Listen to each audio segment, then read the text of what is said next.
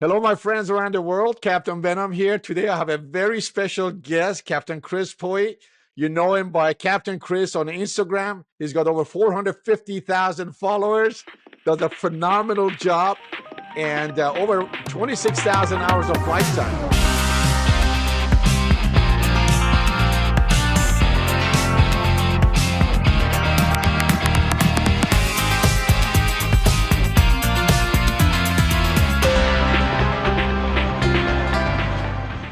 Well, he's an Airbus guy, and I'm a Boeing guy, so this is going to be a good interview. I believe he started working for. I'm going to get to your background, but I think you started working for Virgin Atlantic about 1994. Is that correct, Chris? That's correct, but there was 6 other airlines before that. Yes. So, over the last 43 years in aviation with 26,000 hours of flight time, you've your career has taken you to 6 different airlines. You've seen it all, right? You've seen it all, just like myself. And when you started flying as a bush pilot in Australia, did you ever imagine that your career would take you all over the world? You know what? I think it's a little bit like your own story as well. You don't plan these things. It's sort of organic. It sort of happens to you. Life just happens. You start your life, you see a guy at an airport with his hat on and his 4 stripes. You think, yeah, one day I'll be that guy. One day I'll be that guy. And people, young kids do that to you and I when we walk through the airports. But it was basically in a distant dream. So I never thought I'd be where I am now, but I sort of knew I would be. Does that make any sense? It does. It does. Yeah. Tell me, back in Australia, how did you get started? So yeah, like I said, Aussie bush pilot. I applied for the airport force like many other kids have, and you got to be in the right place at the right time. I eventually got accepted by the Air Force, but that's another story. But before that, I just started flying lessons as an 18-year-old kid. I did my private license, did my commercial license. I did 3 different jobs. I worked as a paper boy. I stocked shelves in supermarkets, pushed the trolleys at Safeways, all those sort of jobs. I worked at building sites. My dad was a builder, so I got jobs on building sites, you know, cleaning up, tidying up the lumber and all that sort of thing. And I basically paid for all my flying myself. I did it. They call them self-improvers in England, which is a bit of a derogatory term, but I did it all myself. I was a self-improver. I know you did the system through England, and I got my private license. Then I found there was a course to do a commercial license, and I went from what they call zero to hero in 9 months, and I became a commercial pilot before my 19th birthday. Then the big problem started, is finding a job, because I was a 19-year-old with a commercial license, but who wants a 19-year-old to fly their aircraft? So luckily, Exactly. did dangerous things like target towing for the Navy because I got shot at. I used to fly dead people around as for a funeral home repatriation system because I wasn't flying live It people, was a and that's how play, I learnt right? my trade. That's how I learnt my trade. Yeah, Well, you built a huge following on massive in a community in Instagram. You've done a phenomenal job. What inspired you to share your journey online? And did you expect it to become what it is now with so many absolutely not. followers and people? No, absolutely not. So how it happened is my daughter was playing around with her phone about 5 years ago. And I said, "What are you doing?" She said, "I'm on the gram, Dad." And I said, "What's the gram?" She said, "Oh, Instagram." I said, "Oh, show me." And she showed me. It was all makeup tutorials. It was dresses. It was handbags. I went, "Oh, yeah, it's not for me." She goes, "No, no, no, no. That's what I'm interested in." And she typed in Airbus, and there was a picture of an A350. And I went, "Wow." And we'd just taken delivery of a brand new A350. So I said, "Set up an account for me." She set up an account. She said, "What do you want to be?" And I said, "I don't know." She said, "Chris Pohl." I said, "No, no, no." I said something without my name in it. She said, "What about Captain Chris? It's a nice alliteration." I went, "Yeah, I like that. Captain Chris. That's cool. I can remember that." So set up the account. I was doing some training with some pilots up in Glasgow, and I started posting pictures of the cockpit. And at the same time, there was a load of plane spotters at Glasgow Airport that were taking photographs of the outside of our aircraft. And we exchanged Instagram names, handles, whatever you called them. And before we knew it, a lot of people started following me, and I was starting to follow a lot of plane spotters. I was showing them the inside of the aircraft. They were showing me the out. And I thought, I really like this whole Instagram thing. And within 6 months, the pandemic started. And things turned really sour for the airline industry, as all pilots or anybody in any industry knows. Yeah. And I was in a fortunate situation as being quite a senior airline captain and a training captain, that I was able to make an impact using my social media. So as my colleagues were losing their jobs and being grounded, I was still flying and I was still training, and I just kept this upbeat message that don't worry, aviations will get back again. Aviation will come back. And I even made a sign that became quite famous. I was holding a sign above my head with my uniform on saying, "Buy airline tickets like you bought toilet paper." Yeah. And that resonated with people around the world because, the supermarkets were being emptied. But my message was basically keep buying airline tickets because one day you're going to be flying again, and one day we'll take you flying again. The aircraft are still there, the airports are still there, the air traffic control is still there. We want to take you flying, and we'll come out of this. And look where we are now. I mean, aviation's Exactly. never And been bigger.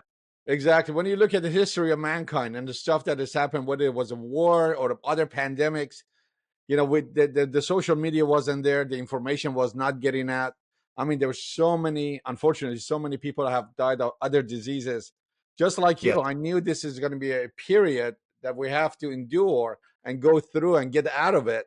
And I used to yes, tell everybody that things are just going to explode because yes, numbers don't lie, right? I mean, absolutely. airlines going to expand. The baby boomers like myself and maybe you in a few years, you're going to Yes, retire, and there's gonna and the airlines, the routes are there, the airplanes are there, and whether it's Virgin Atlantic, British Airways, Lufthansa, United, American, I mean they've been in business for for a 80 long time, some and they're years. Like, expanding rapidly. And I'm flying full airplanes, and you were doing the same. I mean, every yes, single airplane is full. I mean, there's no spare seats.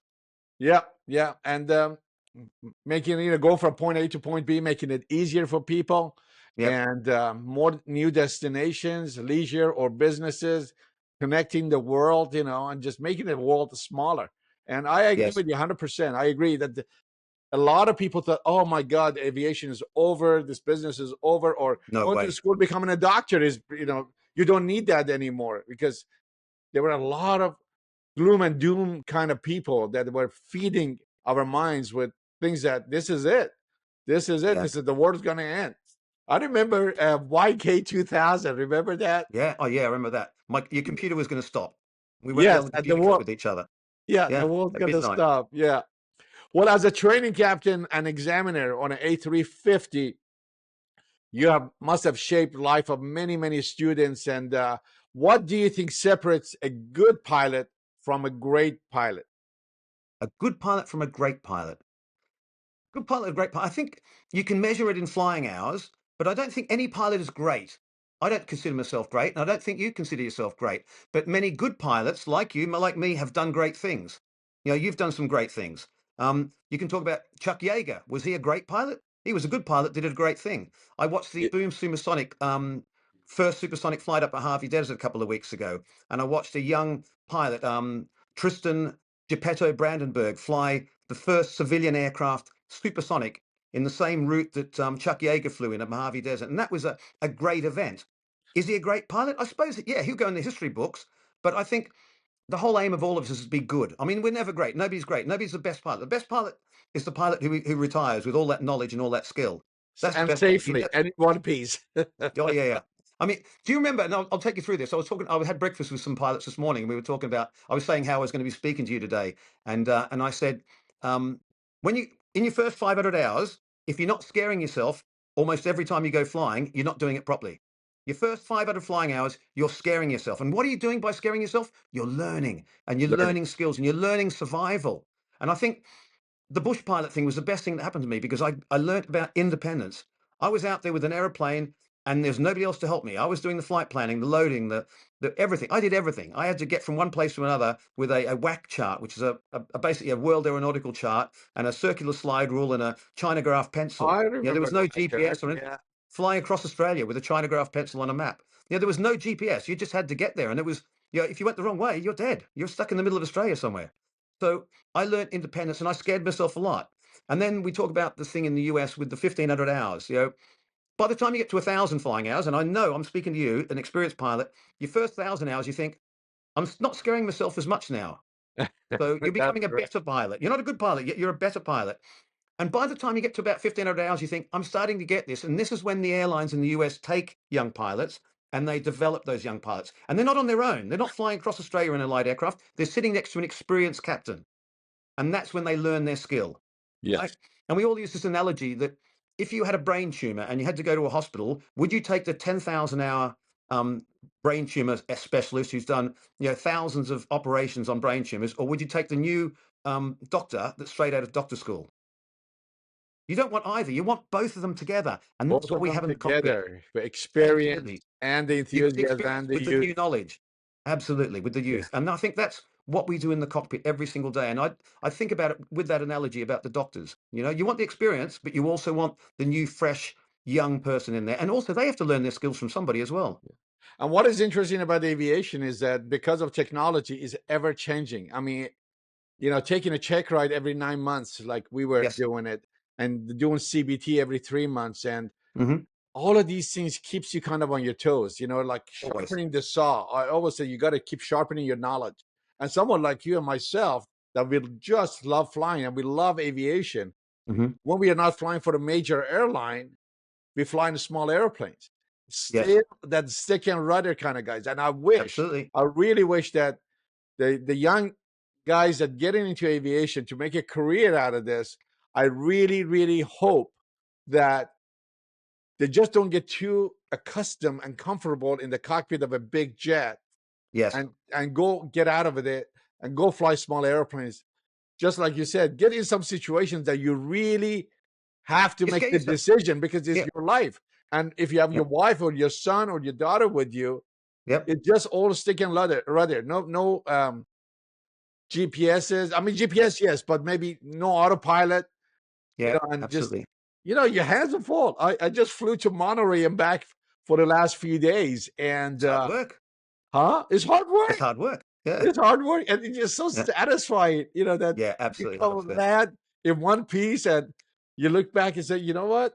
It felt good. It really, Yeah. really felt good. So I go back to that basic analogy. I bet there was a few moments in there, not scared yourself, but a few moments when you're flying, you think, oh, have I done this? Have I done that? You're always thinking, you're always checking yourself because Yeah, you're on your own. You're a single pilot out on your own flying. And like yeah, you say, you have the responsibility of those people on the airplane with you. And yeah. yeah, you're not scaring yourself, but you're watching yourself. You're monitoring yourself. You're checking Exactly, yourself as you're going exactly, along. exactly, exactly. Well, your career's taken you to multiple airlines, countless, in different countries, right? I mean, you've been to many, many countries. What's the biggest Yes. difference you have noticed in the airline culture and training between them, the different airlines? As you start talking to different pilots, whether it's a Cathay Pacific, Mhm. United, Yes. American, or European, what do you see? I think the safety culture's got a lot better from the older days. I think, like I said, when in the 80s, they introduced CRM. Prior Yeah, to the 80s or 90s, CRM didn't exist. It used to be like, this is the cockpit, you're the resource, I'm the manager. Right? That's yeah, how it used to be. Now it's sometimes I think it went a little bit too far for a little while, but now it's coming back again. We all respect each other and we all respect our jobs. Although I had experiences flying for some Asian airlines where there was that Asian culture was very different. I flew in Cyprus, that was different again. I flew briefly for Swiss Air and the Dutch. The Dutch are very direct. Um, Different cultures have different natures, and I've learnt to adapt. And I'm almost British. In fact, it's so funny. Any British person listening to this go, "No, you're Australian. You sound Australian." But any Australian listening to me thinks, "No, you're certainly British," because you're my British. accent's Yeah, halfway. Yeah. yeah. So I've become more British in the way of my thinking, but I'm still the Aussie bush pilot at heart.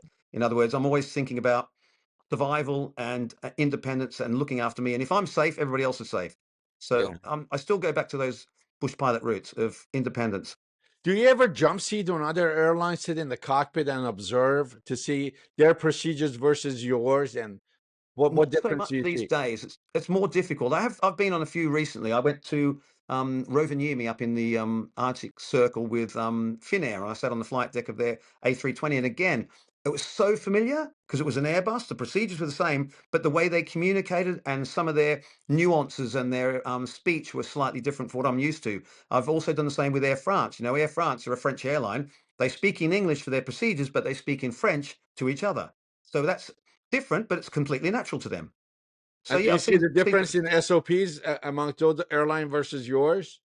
very similar. If it's an Airbus, it's an Airbus, and it's very specific. And I think that's a really good point. That's one of the changes that I've seen happening more and more. And I think it's due to litigation these days that airlines are going more back to the manufacturer's procedures. They're not trying to make up their procedures. Like some airlines flying Airbuses will use Boeing procedures because that's what we did on the jumbo jet, and that's what we did on this aircraft. And no, you can't do that. You've got to use the manufacturer's procedures. And I think a lot more airlines are doing that, and that's why it's becoming a little bit more standardized. It is a lot more standardized. However, when I like jump seat on Southwest or American, because going to in the U.S. Hmm. Sometimes, as you said, that the airplanes are full, and Yeah. sometimes you have the last resort is you sit in the cockpit.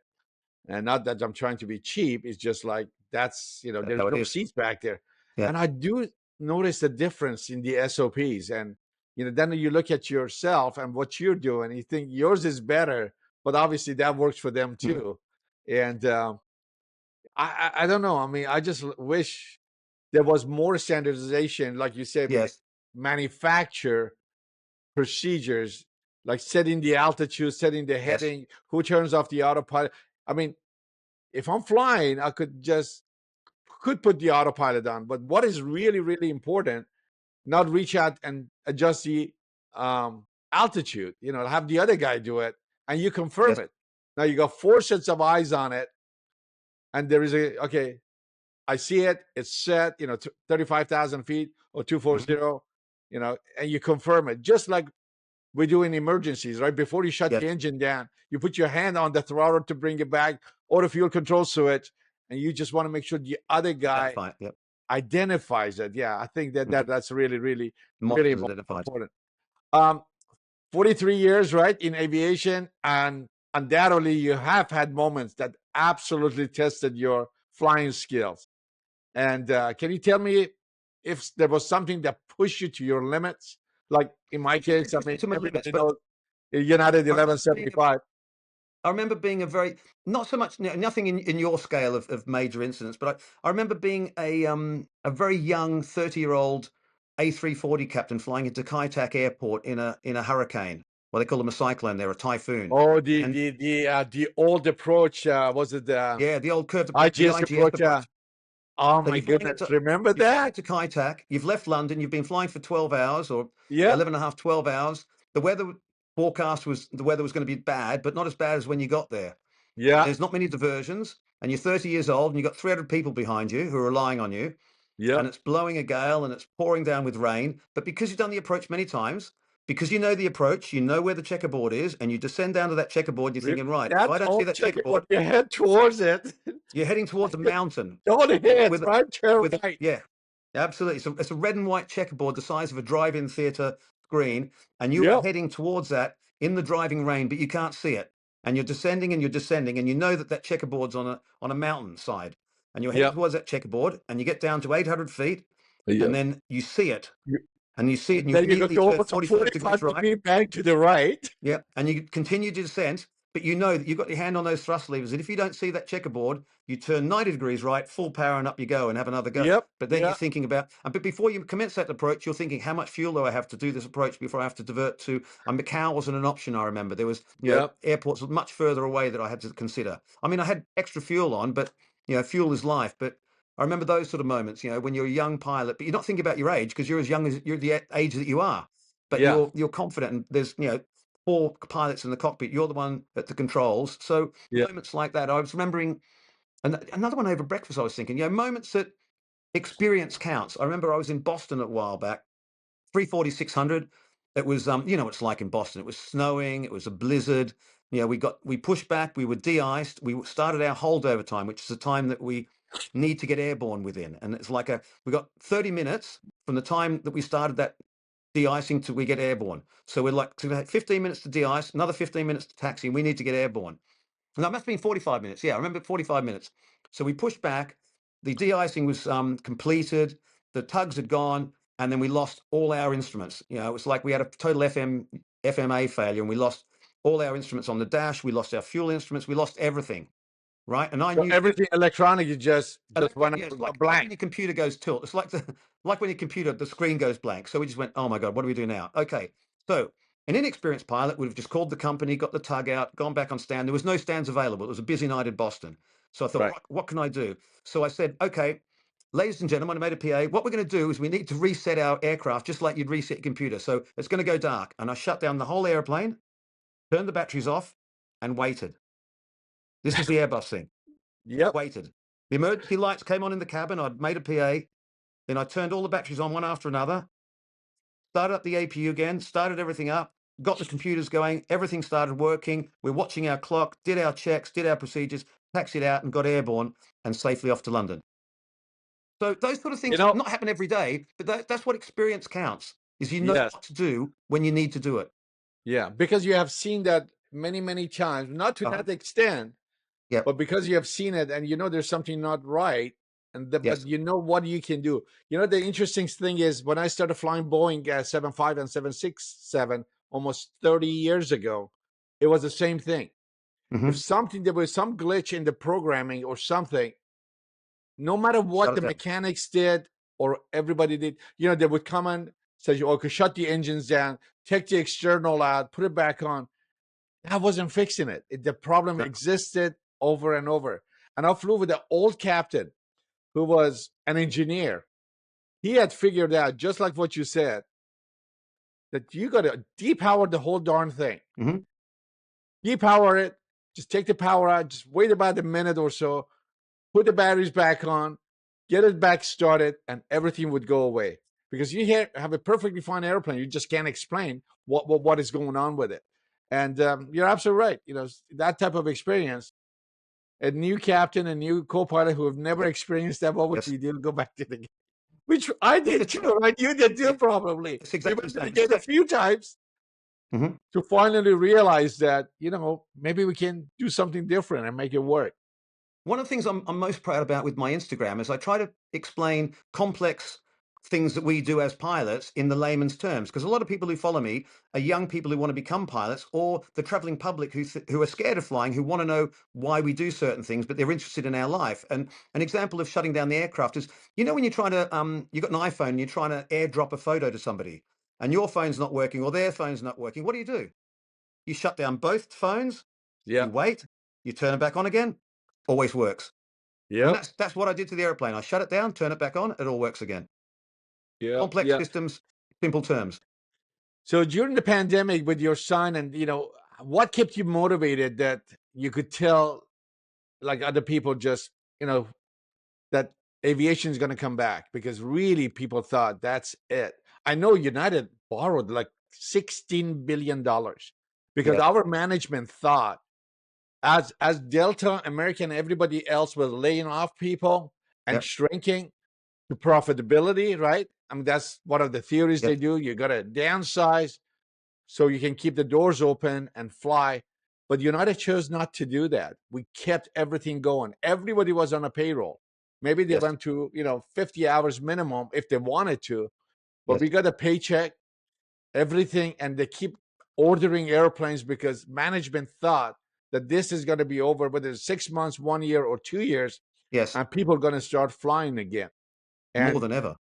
and then that's one of the reasons the success of United, Yep, because there came a time that after the pandemic, American was canceling flights, overworking the pilots, the flight attendants, the mechanics, and just they couldn't supply. They didn't have enough supply for the demand, hmm. and they had to cancel flight. It became a big mess. And It's still happening. It's still huh? happening now. It's still happening now. That demand hasn't gone away. In fact, it's getting greater and greater. People want to travel. People want to see loved ones. People want to travel the world. The Yeah. pandemic affected a lot of people's minds. They were stuck at home, and so many people around the world, you, me, everybody thought, do you know what? Once this is all over, I need to go and see more of the world. I need to go and see more of my family. I need to go Oh, and travel. absolutely, I need to, yeah. And it's still absolutely, happening. absolutely. Yeah. What is next for you? Is there any big projects or changes coming up in your journey? Um, Unlike you, I'm trying to write a book, but I just work too much. I want to put all my bush pilot stories into a book. I want to put the 5 6 different airlines I've worked for. I want to explain what I've done on social media. I want to write about, there is a future for me. I've just turned 61, and you'll remember these moments when you go beyond 60. Every single trip you do, you think that's one less trip before my retirement. I never Yeah. thought about it before. That's one less trip, and I think, wow. And so Uh, when I'm flying over Greenland and watching the beautiful scenes uncover uh, around me, I just think, how lucky am I to see this today? How lucky am I? And this is what I do on social. I share those images with people. I share those views because I'm so happy to be able to still do what I do. Here's another thing. So when you're in your 20s, you you're so scared about doing your simulator checks. Every 6 months, a simulator check's coming up, and you like weeks before you start studying, you start panicking, you're sweating when yeah. you walk into the Yeah. sim to do your sim check, but you never give a second thought about your medical. Yeah. When you get to Yeah. my age, it's the other way around. I got my sim check next week. I'll be fine. I'll pass. But my next Yeah. medical, you're only as good as your next medical. Keep fit. Exactly. Mhm. Exactly. And what a phenomenal opportunity that to be talking about your job with as much enthusiasm as you have, that Yes. you enjoy every moment of it. I mean, we've been very blessed. I used to tell my family and friends that, I just like, I'm lucky, and I Yep. do this job and they pay me money. I would do it for free if I could, because Here's another thing, Chris. So we're both lucky. So neither of us, I'm sure, neither of us got into this job for the money. We did it because we uh, like flying airplanes. And I say this to lots of young people, no matter what they want to, don't become a pilot because you think you'll look good in Ray-Bans or you think that all pilots drive Porsches because some of them yes. drive Ferraris. That's a joke I have. But yeah, but the thing is, none of us got into this for the money. We got into this because we just love flying airplanes. And I'm being honest, I'm looking straight in the eye. I don't know what my basic salary is or my total salary because I don't know, even to this day, because it doesn't matter. I Doesn't don't matter. do this job for the money. It's enough to Right. support my family and give me a good lifestyle. I'm very lucky. I'm Exactly. It was blessed. just a tool to create a good life, and that's it. Absolutely. Exactly. Well, talking about Porsche and Ferrari, I remember when I used to live in England, I was living near Newbury in Thatcham, Hmm. Yeah. and there was a British Airways pilot, a 737, Alan Biltcliffe. I mean, I never forget the Don't know the name name yet. because Yeah. he obviously he was very, very instrumental in my life I because remember your I story. told Yes. him and here's what happened. I saw him downtown. I didn't see him. I didn't know who he is, but he had the Lancia Monte Carlo. You Yeah. remember those cars? A beautiful car. Yes. Yeah. And I'm like, who is this? And he had a beautiful blonde with Yeah. him, like he was on the right seat, obviously, because of the wheels on the right. And then Yeah. the blonde on the left seat. They came with the grocery shopping. And I'm like, who is this guy? There was the only sports car in town. So I started Yes. talking to him. And he said he's a 737 captain for British Yes. Airways. And I just was like elated because I said, I'm inspiring, pilot. I want to become a pilot. I've taken a few flight lessons in Bournemouth, you know, and we talked for a while. Another time he invited me to meet with him to go to a pub, and we had a couple of drinks. And he said, son, those days in Britain was only BOAC, British Airways, and Yes. Air Caledonian. That's Yes. the only three airlines. I mean, we're talking about 40 some years ago, Yeah. Yeah. 5 years ago. And he said aviation is not that big. If you can, you need to go to America. You need to go to the Yes. United States. There are over 100 airlines, and you will definitely make it there. But here is going to be challenging because, I mean, you had to fit a certain profile to be hired, and the growth wasn't there.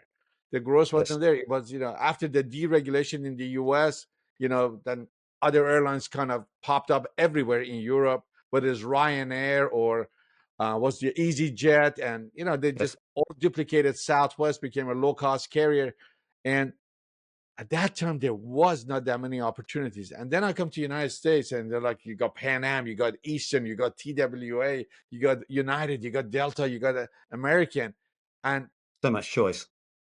so many choices. And So many we're not even opportunities. talking about charter or cargo Hmm. airlines. Hmm. Yeah, Just it the was just opportunities. tremendous. And so, Yeah. but he helped you with what you started off your story, which was what brought me to you, is your story about manifestation and visualization. Yep. You know, Yep. he was the first part of that for you. You saw that guy and you Exactly. thought, wow, what's he do for a living? I want to be like that guy. Yeah. That's manifestation. Exactly. I had proudest moments. Sorry, yeah, one of the proudest moments of my career was last October, and I never told him it was actually my birthday. But on my birthday last October, I was asked to speak at the Royal Aeronautical Society to 106 young people and their parents about a future as a pilot. These are all young scholars for the Air League, and I stood up in front of these people in my captain's uniform for impact, and I gave them a story about like what you said. I said, each one of you out there, imagine one of your parents or both of your parents, imagine how they're dressed. Imagine them sitting in Mhm. first class in seat 1A and 1B. Imagine your mum with a glass of champagne and the bubbles, you can see them going up. Imagine your mum's hair. Imagine her makeup. Imagine the jewelry she's wearing, the necklace, the rings she's wearing. Imagine your dad. Imagine the tie he's got on. Imagine the glass of scotch he's holding in his hand. How many ice blocks are in that glass? Now imagine Yep. their reaction when you come on the PA and say, "This is your captain speaking." Yes. And that's Yes. what I said to them. I said, it's all about manifestation, visualize. If you can picture that scene, it really, really will happen. Yeah. And keep picturing. The more specific you make that, the more real you make that, the more real it will be. It will happen. Yeah. I always used to tell people that, when an idea goes in your head, it's possible to do it. Don't Yeah, see it as a absolutely. black and white picture. See it as color No, picture, and then full make it color. into a movie. I was talking to, doing some motivational talks and stuff like that, and I'm going to be doing a lot of more speeches around the country and the world. And Hmm. I was telling the people that, like about visualization. So, but I can't visualize. I said at the Yes, you time I can. was wearing a tie. I said, look at me, look at my tie and my suit, what color it is. Close your eyes and tell me. And Yeah, what he told me is, white shirt with a blue tie and a dark blue blazer. I said, you can't visualize. So you just have yeah. to You create have that to do it. muscle in your brain Yeah, and start doing it.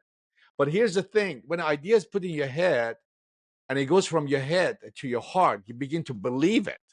yeah, absolutely. Not that you can only see it in your mind's eye, but it goes to your heart and you begin to believe it. But 100%. And some people, it stops right there. They believe it, but they can't do it. They keep looking for Hmm. how. I said, how is not important. It's the No, no. why. The why Yeah, is important. Why you want to be a pilot? Why you want to yeah, be a doctor? yeah. Because how is everywhere. How is How is an all excuse? around us. Huh? How is an excuse not to do it? How is finding Exactly. excuses? Yeah, Exactly. But why you want to do it. And then the most get you broken important up thing there. for me is when that idea goes from your head to your heart and you believe it, and then it goes in your gut, it goes into your belly, and it becomes passion, it becomes burning desire. And you're like, I don't care what it takes, man. I'm going to do it. If I need Absolutely. 500 hours, I get the 500 hours. If I need 1,500 hours on ATP, I will get that. Yes. And as you know, you become like Moses, right? You get that experience. Now you're standing, Yeah. and everybody wants to interview you. Chris, no kidding. Yeah. When I was flight instructor and I wanted to just build up flight time, because in early 1980s, 81, 82, 83, nobody was hiring. Just like the pandemic, I No. knew this is the downturn. Is it like a depression? Yeah. But soon the gate's gonna open. And I, Oh, it's just open like already. Yeah. you, during the pandemic, I Yeah. told everybody this is the best time. But everybody's Best time doom and ever. doom. It's the best time to go get your education now because everything's idle.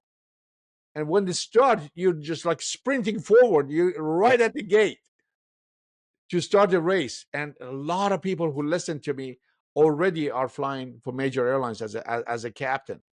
Already are flying as a captain. And I think Um, it's going to get worse now. I think it's going to get worse. I mean, the statistics that I've had through the pandemic was during the pandemic or at the beginning of the pandemic, 50% of airline pilots were over the age of 50. During the pandemic, 50% of them never returned to worldwide, you're flying. talking about? So we lost a huge amount of experience from the industry. Yeah. You're talking worldwide or Europe? Which one? Say again? Were you talking about 50% worldwide or in Europe? Worldwide, yeah, it was just a statistic. 50% of airline pilots were.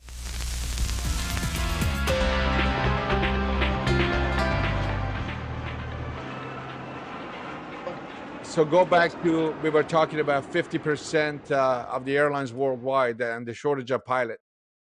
Absolutely. So at the beginning of the pandemic, 50% of airline pilots were over the age of 50. It was an older demographic, and you and I are part of that demographic. And during the pandemic, a lot of those older airline captains actually enjoyed being at home, playing a bit of golf, going fishing, spending time with the family. And so 50% of that 50% never came back to flying. So we Yeah. immediately lost 25% of the most experienced pilots in the industry. You and I came back, but now you've just retired. I'm retiring soon. And a lot of this our age group are leaving the industry. And we need to educate and help and develop skills for the pilots following us because if there's too much of a rapid progression from the right seat to the left seat, then we get accidents happening. And that brings me to another thing as well. A lot of people are saying online and in the media the last couple of weeks, oh my God, what's happening to aviation? All these accidents. Yeah. There's not more accidents, there's more reporting of accidents and incidents. Exactly. And that's the Everything, main thing. it is so easy. And as you know, I mean, these things do happen. And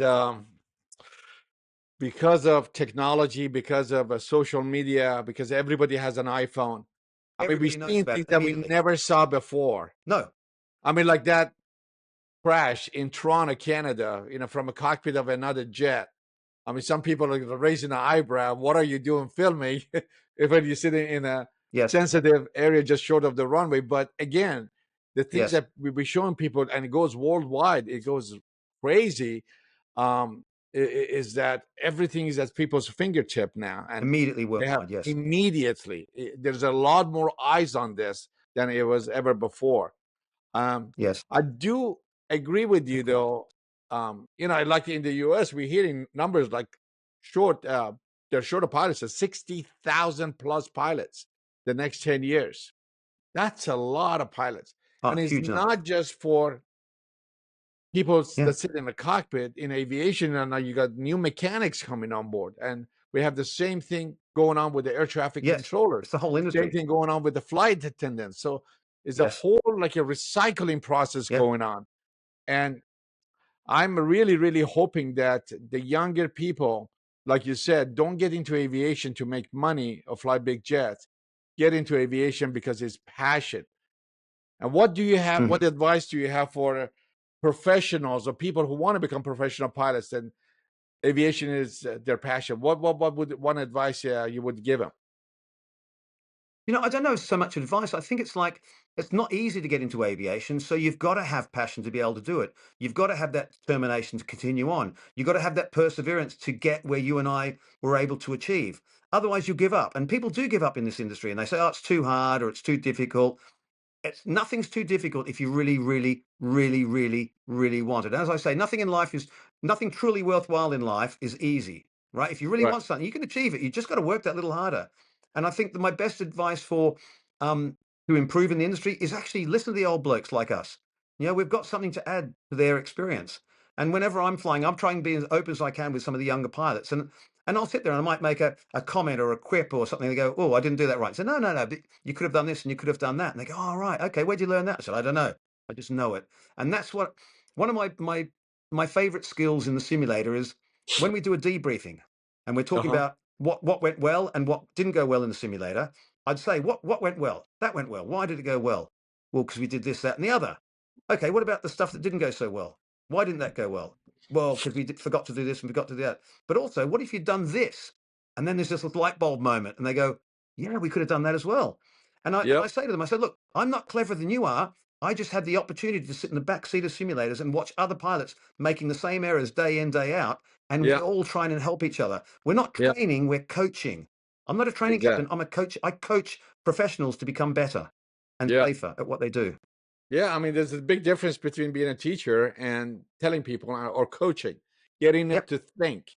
You know, I remember when the debriefing came up with United, everybody thought, "Oh, this is just want to give you a warm, fuzzy feeling." It's Yeah. just like, but debriefing is really, really important. Oh, it's really important. Not when something goes wrong, but even look, everything went well, and why Yeah. did it go well?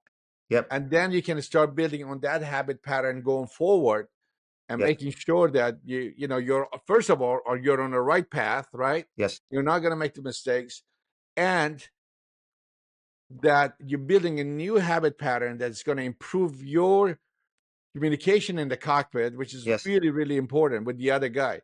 That So important. just tell you a story. I flew with a few years back, jump seating on a commuter airline, a CRJ, and the first officer was really young, maybe 21 years old.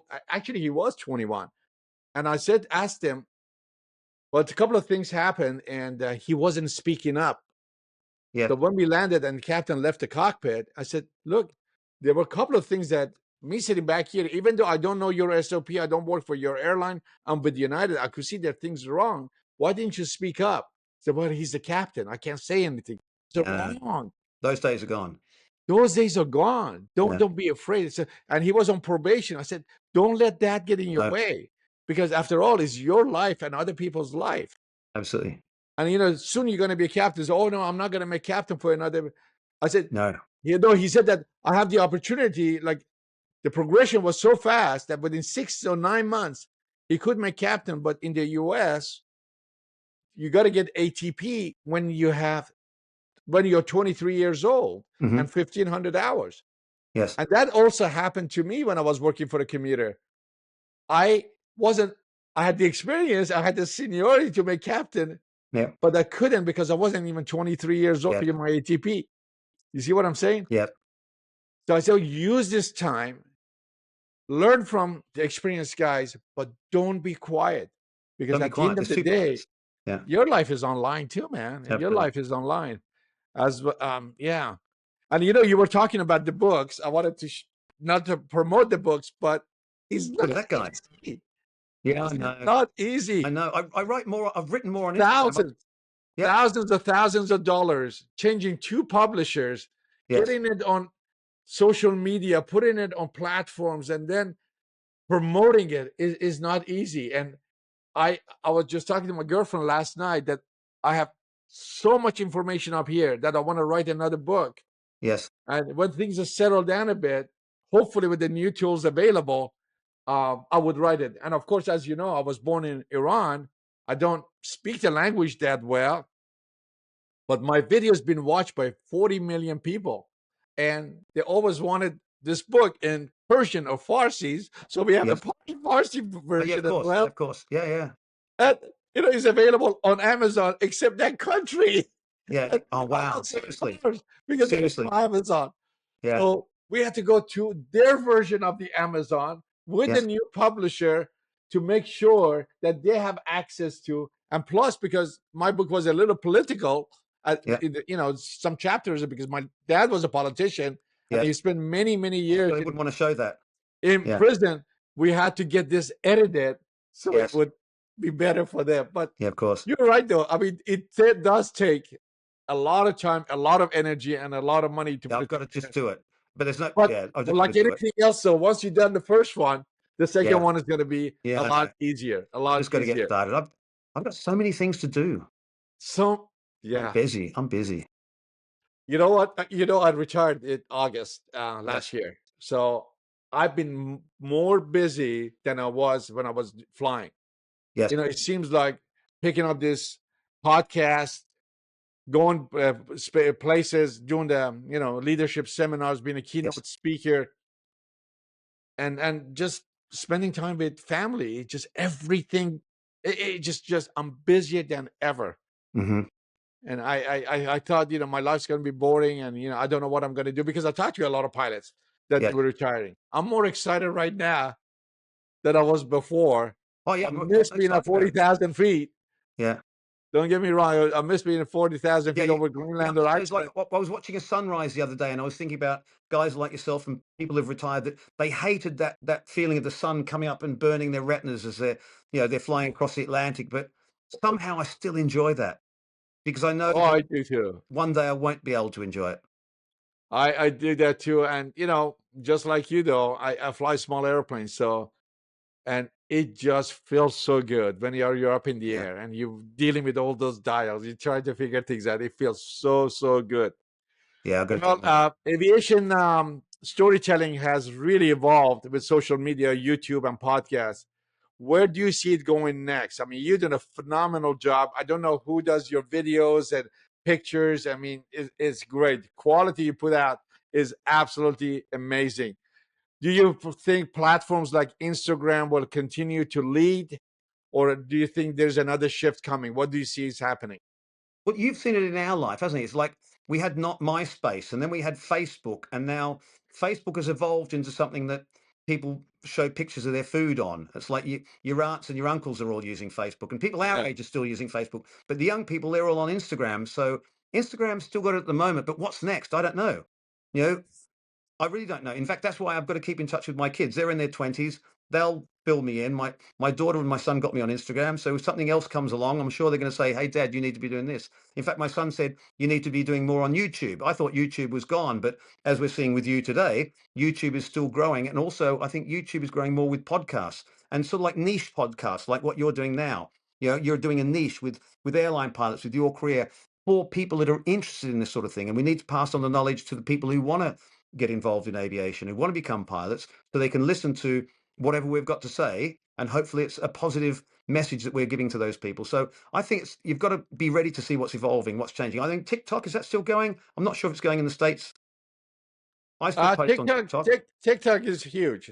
TikTok is big. You know, Yeah, my followers on TikTok is not as much as it is on Instagram, yeah, but we're building it up. And you know, there are new tools that you can make one video and be on every single different yes, platform. And that's why I have, you know, guys like Amir and yeah, Michael that is helping me with that. So we're trying to capitalize on that and see, you know, how can we get these stories out there, promote, motivate.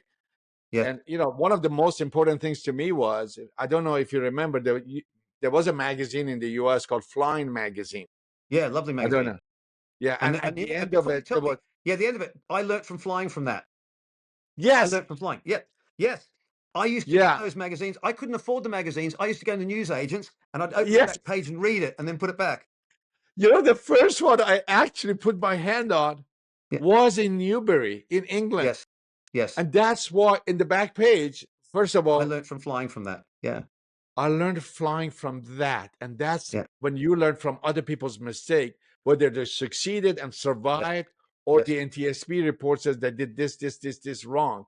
And now we got, you know, Mentor Pilot that does a phenomenal job. I don't know if you saw what the video he put out on me and about United 1175.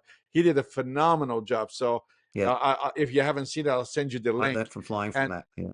exactly, exactly. Not as digital, not as video, visual, Yep. so you can learn everything from it. But it was so And amazing that I learnt from flying from that. If you'd done all of those mistakes, you'd be dead.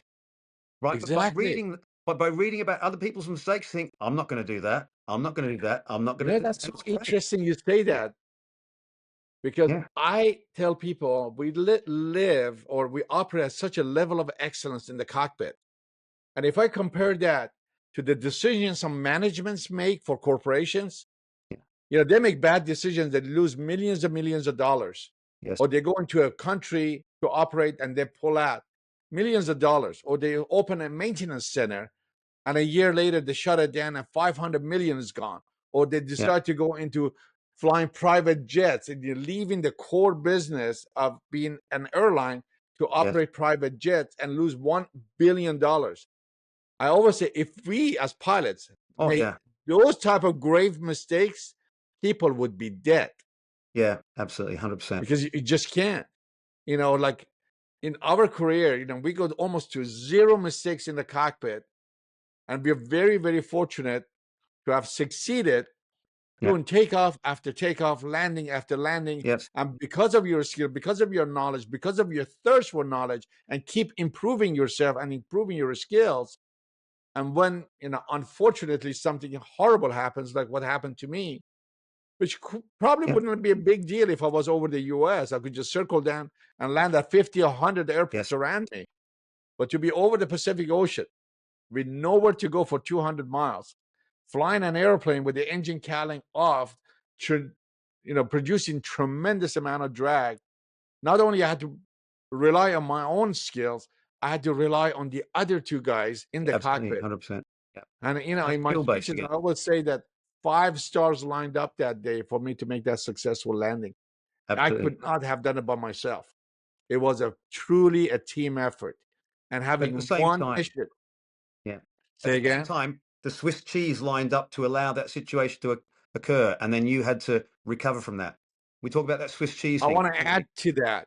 Yeah. I had to find the pieces of Swiss cheese and Yes. align them to go Yes. through it. Exactly, Absolutely. exactly. And that's what you get as a leader, to have that vision, to have that openness, to be able to get the input from everybody else, to find those pieces of cheese and line it up in a way that you can go right through. And you know, I made one decision that day, Chris.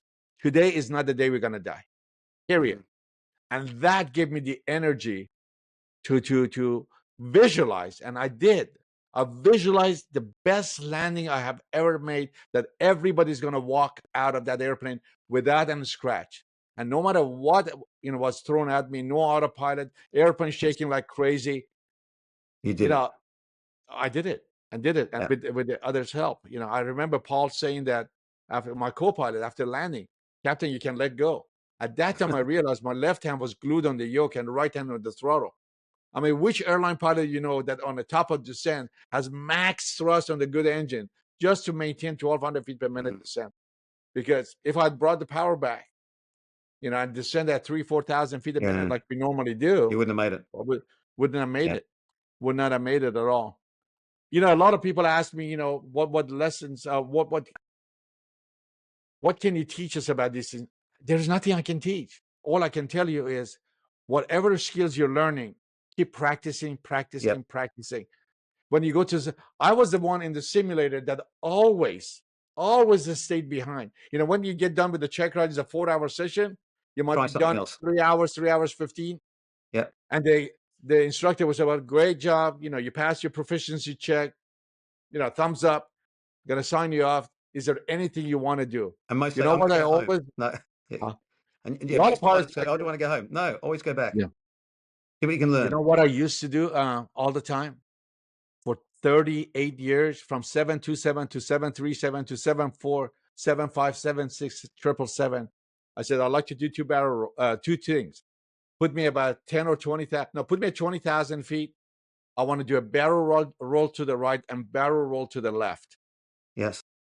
Kid you not, Chris. I would do it in one positive G. What is a 7.4 triple 756? You know, I would just hit 320 knots, autopilots off, flight directors off, 320 knots, bring the nose up to 20 degrees, and just do nice barrel roll. As a matter of fact, the last one I did after my incident, I have a video of it that I did for my girlfriend. And now that I don't work for United, maybe I can put it up. Maybe you can post it. On Yeah, YouTube. you can't post that stuff when you're working. You can't post that stuff when you're working. When you work, you can't do it, right? No. Yeah, absolutely. So I might put that. So I would do that, right? Because I've done nothing like that. Huh? I've done nothing like that. Yes, yeah, I bet you haven't. No, of course I haven't. And the other thing I would do was put me 10,000 feet, shut everything down, about 20 miles out of San Francisco. Shut everything, engines, APU, instruments, everything. And I would just glide that puppy and land it onto it right, time after time after time. I never got to, even if I had to slip a 777. Yes. I would do that. Well, you can just keep the you can't make it. Keep the airspeed. Huh? You can't make altitude, but you can lose it. Yes, you can't. And you know, some guys are like, I used to fly with, they say, oh, we'll be carrying too much fuel. Too much fuel. What do you mean with that? Yeah. You can never have too much fuel. I'd much rather have the fuel. I'd much rather have the fuel on the airplane rather than on the truck back when we took off. Yeah, I mean, how many story about that one happened in the past that the guys ran out of fuel? Perfectly fine airplane. Oh yeah, I remember a couple of winters back. 5 winters back when the A340-600 we went into New York. You know what those East Coast winters are like in the States.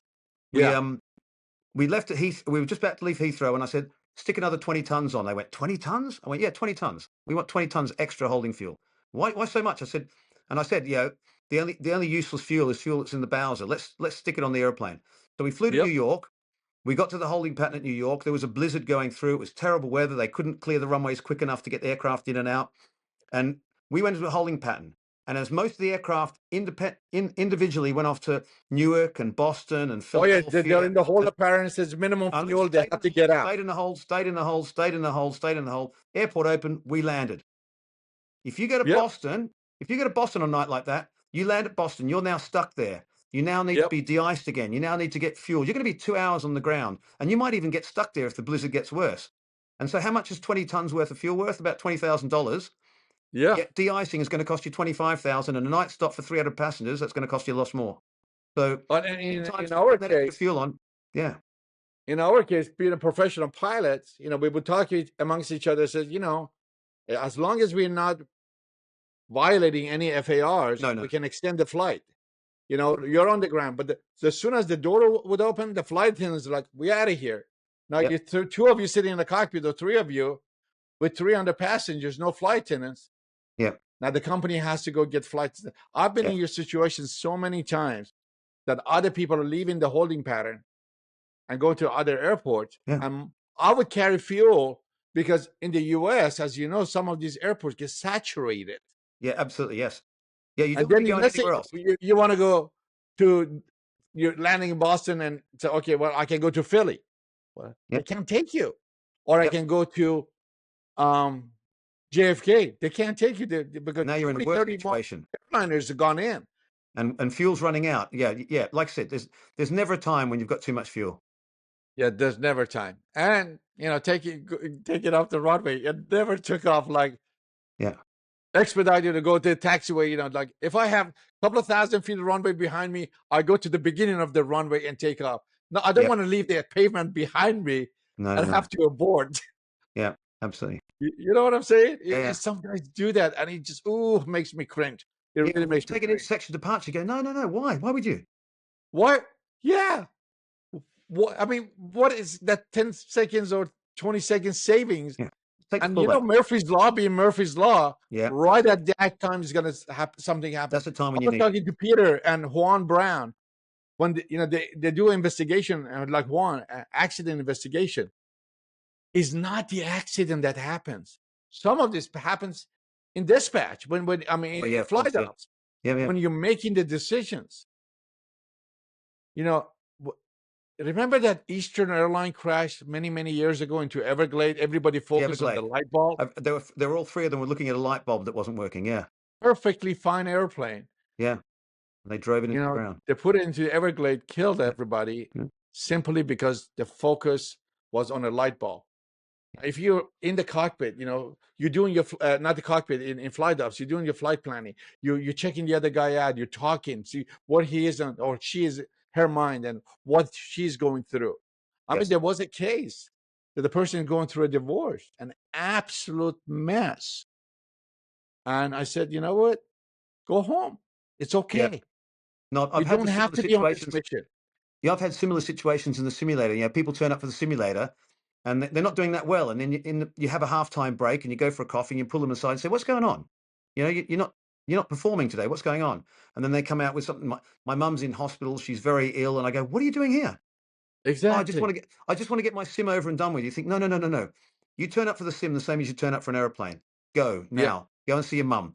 We can reschedule your simulator. Because if you do this in the simulator, you're going to do it in the real airplane. You shouldn't fly when there's something on your mind. Go. Goodbye. Yeah, and that's the best thing to do. And I hope he listened or she listened to you Yeah. and did that, because you can't carry that with you. And No, no, no. like when I see an accident happen and the crew that is involved and is a human error, Yes. I absolutely believe that pattern had continued in their career and they got away with it 9 out of 10. Yeah. Is that the one time that everything comes together Yep. and they don't. I Yep. still It blows my mind when I look at that Korean Airlines that landed gear Oh, up yeah. with Yeah, yeah, that yeah. speed on a short runway and hitting. I mean, numbers just don't lie, right? No, absolutely. Absolutely. 100%. Like Yeah. when we were going to Honolulu, I was catastrophic failure on a right engine. The wing is not flyable. I have to come in fast. There were no checklists for what we did. And we go to Honolulu, which I thought is the best choice at the time. Longest runway, they have 3 runways, Hmm. but 8 left was closed. 4 right was too short for our configuration with hydraulic out and the engine out. So we just had to land on 8 right, and there was no instrument landing system. It was an RNAV in the Yeah. clouds. And I've been going to Honolulu for 35 years. Never been overcast like that, except for that Yeah. I one know. day. Yeah. The one day. I mean, just everything that could go wrong went wrong. But Yeah. you had to stay as calm as a cucumber, focus to make sure you do the right thing and carry You got to your crew draw from with you. something. You got to draw Yeah. from that One, experience and draw from that skill. one of the best comments or acknowledgement I got was from my own crew member when they were talking to an NTSB investigator, that they would say, Captain Menum, every 5 minutes would turn around and say, forget what happened. Let's focus going forward. Yes. As pilots, we kind of do a spiral. If something goes wrong, especially in the Why did it STEM or go the wrong? deck Yeah. We're right? trying to diagnose it all the time. Yeah. Okay. Rather than diagnose it, work out what we've got to do about it. Make a Yeah. decision. Act. Yeah. Yeah. Um, Talking about aviation safety, if you were to have advice for pilots to be safer pilots, what advice would you have? be a safer pilot? It's a really good question. I think to be a safer pilot, realize that complacency is the biggest enemy. Complacency is Complacency. our biggest enemy. It's so easy Yeah, to go to work and say, "Oh, you've flown out of San Fran before? Yeah, yeah, yeah, no problem. Yeah, yeah, yeah, yeah, no problem, no problem." And just being too complacent with things that are too familiar with you. You know, I operate out of Heathrow every single time I go on a flight, and yet we still have a look at what the NOTAMs are. We still consider the weather. We can still consider which way we're going to taxi, and it's always different. In fact, this time coming out of Heathrow yesterday, we did a different pushback that I've never done before, and it was explaining the towers or the ground's instructions to the man on the ground where we needed to be pushed. Because he said, no, no, no, you should go this way. I said, no, they want us to face west, tail towards the east on Bravo. No, you sure they want? Yes, that's what they said. Confirm with, it's always confirming. Don't be yeah. complacent. Don't just say, Don't yeah, be yeah, yeah, yeah, complacent. yeah, as normal. No, it was different. And it was for a reason because there was an aircraft coming in the other way. So yeah, complacency is um, our biggest enemy. And it's the thing we need to watch for the most. You know, no matter Yeah, what experience you've got, you can get caught out. exactly. Yeah, I agree with you 100%. I agree. How? What's your advice is if for if you want to inspire other people? Is it you're going to continue with the Instagram as you continue your journey? Are you going to retire at 65? Are you going to continue this inspiring the new generation of pilots? I'm smiling because the FAA is trying to up the age to 68, and if they do that, then the Europeans will go to 68, and maybe I'll end up going to 68. Who knows? Before I get to 65. Well, So I'm not sure if that's going to happen because we lost that battle in the yeah, Senate by one vote. yeah, but By that doesn't one. mean you lost it forever. You know what Trump's No, like; he can no. change it tomorrow. Yes, yes. And I don't know how Yeah, far back they're gonna go. Am I gonna get yeah, a chance, yeah, like yeah, yeah. 1 year or You never know. 2 year guy?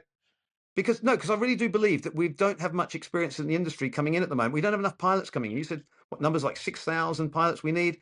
Where are they going to get these people from? So, Yeah. you know, maybe they need the experience. And maybe if I'm not flying, they need the experience of pilots like us in the simulators, in training, in somewhere like that to just even tell our boring old stories because they're still relevant. You know, you and I both know that there's one of the best books on aviation out there, apart from yours, of course, is the of course is the Fate is a Hunter by Ernest K. Gann. Fate is a Oh, Hunter. I gotta You've get read it. that. I've read it. That's a book that was written post World War II, and it's still Yep, applicable today. It's a great book. yep, yep, And you and I still read that book and go, yeah, that makes sense today. And I recommend yep, young people reading Fate is a Hunter. If you can get it, it's very yeah, difficult to get these days. So yeah, I think we need to look at, you've got to remember where we've come from in history. Flying has only been going for 100 years, and yet commercial flying is really since the end of World War II. And we've still got a long way to yeah. go. It's amazing, like when you go, like, remember the steam gauges we used to have? We used to call Yeah, it yeah. trailing edge of aviation. Then we Hmm. went to the glass cockpit to the leading Yeah. edge. And the Touch new screen. guys, Yeah. yeah, the Yeah. new guys are just at the leading edge.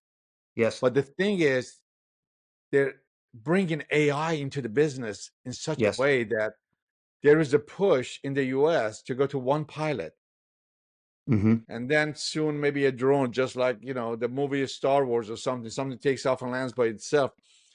I hope that never happens because in our case, there was when I received the Superior Airmanship Award by ALPA, there was a big push by FedEx to go to Yes. one pilot operation. And it's like the theme was you need two or more. As a matter of fact, I was asked by ALPA to go and to the Congress and be a speaker about safety and why we need two or more pilots. Because in our Hmm. case, as you know, I had the Yeah. third crew member in the back Yes. who had to sit in the jump seat, Chris, and because the airplane was full. Yes. And then I tell people we had 381 people on a 364 seats airplane, and said how that could happen. Well, we had souls. I mean, we had kids under age of 2 with the souls on board, but they Yes. didn't weigh anything to be counted on the Yes. manifest. Yes. So literally, I mean, you could have hundreds It's of full. other souls Yeah. on board on lappers, we call them, under age 2. So that forced the jump seat to sit in the cockpit, right? And he was instrumental to the success of that flight. And but something else that is associates with that is that not only he was a pilot, he was a United pilot Yes. and finished training on the 777 on he Perfect. finished IOE that morning, Yeah. initial operating experience. So Yeah. when everything had gone haywire and we couldn't even push the checklist button, Luck was on your side as well. Lucky was my side. He flipped his iPad. He was fresh, right out of Yeah. training. So that's why I said the 5 stars lined up that day for us Yeah. to succeed. So all your career have been on the Airbus, right? Yes. Have you Opposite to ever you. flown? Have you? The opposite to you. I've flown the 320, 330, 340, 350. Haven't flown the 380 yet, but you never know. Virgin doesn't have 380. No, but you know what? I think the 380 is coming back. You think I think so? the 380 is coming out. Yeah. I mean, Airbus have muted about the concept of a 380 Neo, and who knows? I think it'll come back. The Okay. world needs bigger airplanes, and nobody's building bigger airplanes. Nobody's building, bigger airplanes. Emirates is the one with the largest amount of the 380s, right? That's right. There was 251 380s ever built, and Yeah. 135 of them went to Emirates. It's a magnificent airplane. I mean, it's so funny because I'm telling pilots, Yes. like when you're flying over the 380 or the 747, or they coming opposite direction, within 1,000 feet, you Yeah. actually get a warning, train, Oh, train, yeah. train. It's a massive, massive It's like thing, it's isn't so it? And you can hear it that as it goes over. Yep. Yeah. Yeah, that's pretty amazing. Yeah. Well, listen, this is a wonderful, wonderful conversation. And one of the things that had popped in my head is that if this thing would work with Riverside, I would like to get 3 or 4 of us to do a Yes. roundtable. Yeah. Just have our coffees or beer and start hanger Drink. flying Yes. and talking Yeah. about stories in aviation. As you know, and I know, unfortunately, a lot of accidents happen and lately, and people are beginning to understand now or appreciate what my team and I did by Yes. saving 381 souls. Because, as you know, hundreds and hundreds of people have perished because the Yes. mistakes was made by whatever reason. But and we need to bring our experience to people around the world. Use your platform to use my platform, whatever platform we can get our hands on. Why? Because it's our passion to keep aviation as safe as possible. It is Absolutely. our 100%. passion to take people from point A to point B safely. I always say that in my interviews and everywhere I speak, is that when you buy an airline ticket, Chris, you're not buying anything tangible. You're not buying this cup. You're Yeah. not buying this book. You're not buying a car. You're not buying the clothes that you take home. You just buy a promise. Yes. You just buy a promise that we take you from London to LA safely Safely. and land. Yep. And so you can Absolutely. meet with your loved ones. So Yes. you can, you know, continue with your beautiful life, whatever it is. And that's a promise that I take. And I always took very, very, very seriously. Even Likewise. just going to Monterey and back with my girlfriend said, "You are my precious cargo. Your Yes. safety and Absolutely. comfort is the most important thing to me. And I'm going to do the best. As much as I want to, go fly, just be a cowboy and fly, 100 feet off. I've done that, sometimes. But you're going, across airspaces that major airlines are going through, Yeah. get your flight following, be on the radar. Talk to the ATC. So, like we went over San Jose and tour San Francisco Class B airspace to land in Monterey, and there's so many traffic, so Yeah. many turn right this heading to avoid traffic, turn left. You just can't rely all on No, yourself. you got to be safe. Safety number one. I mean, where's that expression? There's old pilots and there's bold pilots, but there's no old Yes, bold pilots. exactly, exactly. Well, this has been an awesome, awesome conversation. I really hope that we can continue this. I will make this available to you and put it on your Instagram. And Fantastic. whenever you're coming back to San Francisco, let me know. Just like last time, we get together, have a Yeah, drink, or terrific. I have want a to do nice that. lunch. Yeah, I'm just down the road in Redondo today, down in California. you're At redundant. the other Well, side. I'm in Sacramento, so it's a Yeah, couple of hours. But if you come to San Fran, let me know, and I drive down and we meet up again. absolutely, 100%. I want to go flying with you one day. Absolutely, absolutely. Yeah, we definitely got to do that. Definitely got to do that. Um, Say, have a safe. Are you going back to Flying back to London Heathrow? tomorrow. Yeah, back Yeah. to London tomorrow. So make sure you take your son out. Have fun with him today. We're gonna go. We're gonna go. Yeah, we're gonna go. Go get moving right now. Yeah. Is Max going to become a pilot? You Don't think? know. He's done some. He's done some flying. Uh-huh. He's done some flying, but we might even go flying tomorrow in the morning. We'll see. Oh, that'd be cool. With my My friends at oldest. Sling. Yeah. What's that? With my friends at Sling. I'm always promoting Oh, Sling Pilot awesome. Academy. Awesome. That's Yeah, great. they're a good bunch of That's people. great. Yeah. Great talking with you, buddy. And I look forward to see you soon. Thank you, Chris. Thank you very much. And thanks for the invitation. Absolutely. My pleasure. Take care. Bye-bye.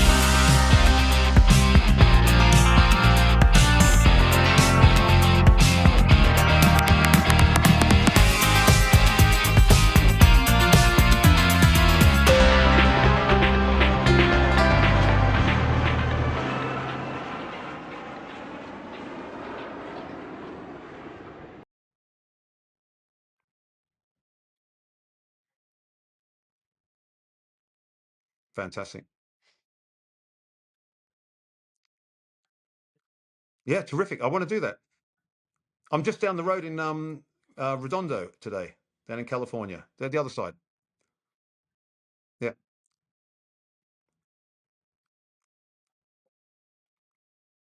Absolutely, 100%. I want to go flying with you one day. Friend, let me know, and I drive down, and we meet up again.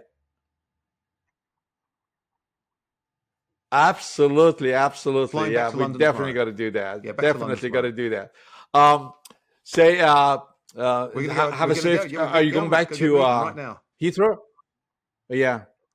So make sure you take your Don't son know. out. Have He's fun done with some. him He's done some today. flying. And He's done some flying, but yeah, we is might even go Max going to flying become a tomorrow in the pilot? morning. We'll see. You think?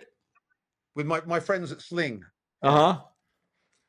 With my friends at Sling. I'm always promoting Sling Pilot Academy. Oh, that'd Yeah, be cool. they're a good bunch My of people. oldest. What's that? Oh, awesome. Awesome. That's great. That's great. Thank you, Chris. Thank Yeah. you very much. And Great thanks for the talking with you, invitation. buddy.